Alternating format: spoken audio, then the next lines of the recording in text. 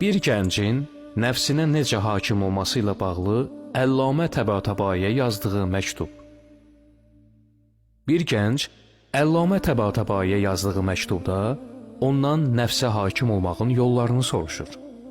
Əllamə də onun cavabında tövbə, müraqibə və mühasibə etməyi tövsiyə edir.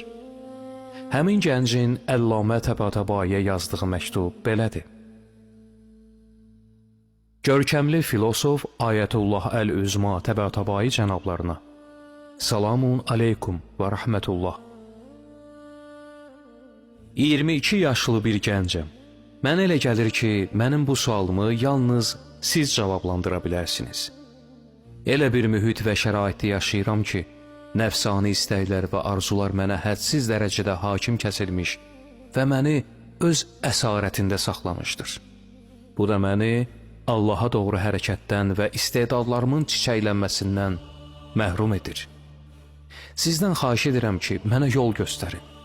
Nəfsimə hakim olmaq və hamının düçar olduğu bu qara tilsimi sındırıb, saadətə çatmaq üçün hansı əməlləri yerinə yetirməliyəm? Onu da xatırladım ki, nəsihət istəmirəm. Çünki nəsihət iddiasında olanlar çoxdur. Qələbə qazanmaq üçün əməli göstərişlərə ehtiyac duyuram. Necə ki, siz Nəcəfdə fəlsəfə ustadından təhsil almışsınız. Özü də o işraq fəlsəfəsində nəzər sahibi olub. O sizə ustadlıq etdiyi kimi, siz də mənə ustadlıq edin. Bir daha xatırladıram ki, sualıma şifai şəkildə cavab verə bilməyəcəyiniz qənaətindəyəm. Elə bu yüzdən boş yerə dəyərli vaxtınızı almaq istəmirəm. Və bir ata kimi sizdən xahiş edirəm ki, əgər məsləhət bilirsinizsə, bu məsələnin həqiqəti haqda bir fikriniz varsa, bu haqda mənə kömək edəsiniz. Əgər cavabınız mənfidirsə, mənim qüsurlu düşüncəmə gülməyin, məktubu gizlicə cırın və məni də başlı başına buraxın. Sizə minnətdarlığımı bildirirəm. Əllamə Təbatabainin cavabı. Bismillahirrahmanirrahim. Əssalamu aleykum. Bu məktubda qeyd etdiyiniz məqsədə nail olmaq üçün tövbə etmək, müraqibə və mühasibə aparmaq üçün iradə etməyiniz zəruridir. Belə ki, hər gün səhər yuxudan durduqda güclü iradə və əzmlə önünüzə çıxacaq hər bir məsələdə yalnız Allah Taala'nın razılığını mülahizə etməlisiniz. Bu zaman gün ərzində yerinə yetirəcəyiniz hər bir işin başlanğıcında axirət qazancını diqqətdə saxlamalısınız.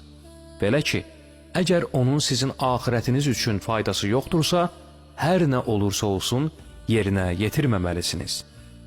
Bu halı gecə yatana kimi davam etdirməli, yatarkən də 4-5 dəqiqə gündəlik yerinə yetirdiyiniz işlər haqqında düşünməli və bir-bir nəzərdən keçirməlisiniz.